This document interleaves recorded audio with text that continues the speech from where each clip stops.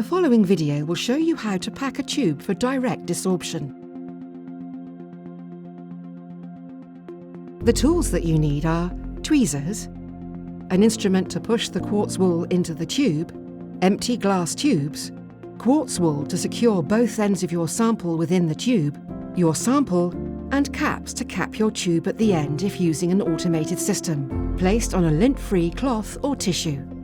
Take the quartz wool with your tweezers and separate it out.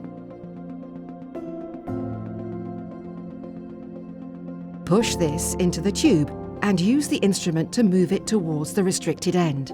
Carry on until the quartz wool reaches that point. Now insert your sample. These samples have previously been weighed according to the VDA 278 method.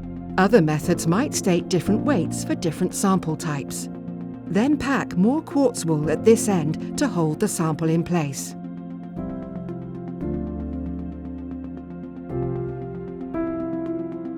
Ensure that the sample is placed correctly so that it is within the heated zone of the tube.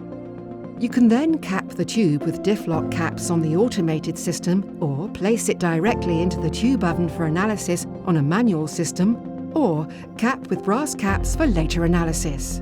There are other options for direct desorption available, such as stainless steel empty tubes and inert coated stainless steel tubes. For these, you can pack disposable liners with a sample in the same way as glass tubes.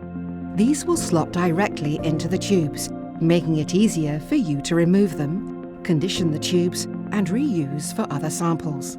These can also be capped with diff lock caps for automation, placed directly into a manual instrument, or sealed with brass caps for later analysis. For more information, visit marks.com.